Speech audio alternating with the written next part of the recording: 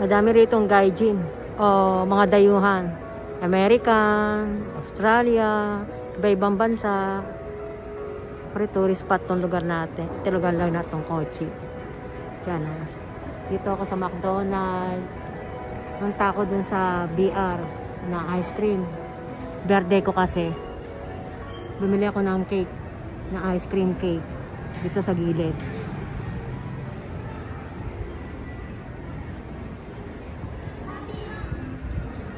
Madami ritong dayuhan.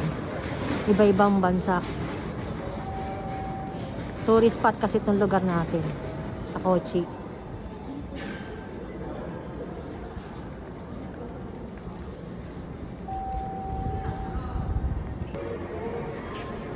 Na mga ibang bansa. Mga dayuhan.